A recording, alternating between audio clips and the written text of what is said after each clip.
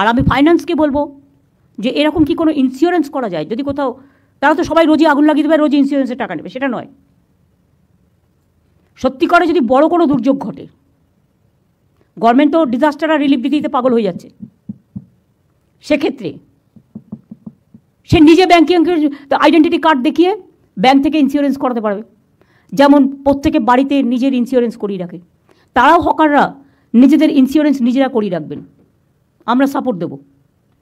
সেই জন্য তো ভেন্ডিং লাইসেন্স দিয়েছি আমরা আইডেন্টিফিকেশনের জন্য। ভেন্ডিং লাইসেন্স যা দেওয়া হয়েছে তাতেও তো পুরোটা সব হচ্ছে না কভার। আমি পুরো সেটেল করার পরে এটা বলবো।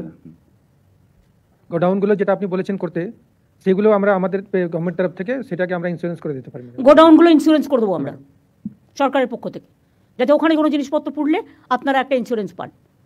বাদ বাকি ইন্ডিভিজুয়াল হকারদের ইন্ডিভিজুয়াল করে দেওয়ার একটা প্রভিশন দিতে হবে। ভেন্ডিং লাইসেন্স এটা সেটেল হওয়ার পর যারা নেবে ভালো, যারা নেবে না গায়ের জোরে তাদের বলতে হবে সরি, আপনি আপনার মতো জায়গা দেখে নিন, আমরা আপনার জন্য কিছু করতে পারলাম না, এটা হাত জোর করে বলে দিতে হবে। এবং আমার মনে হয় হকাররা আপনাদের পুরোপুরি সমর্থন করবে এতে, কারণ তারাও চায় তাদের সংসার বাঁচুক, তাদের জীবন বাঁচুক।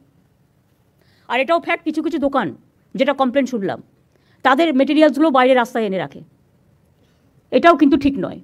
যেটা বড়বাজার টড়বাজার এরিয়ায় মিনিটকে বলেছি দেখে নেবে। আর একটা জিনিস মনে রাখবেন, আমি কেন হকারদের ভালোবাসি জানেন?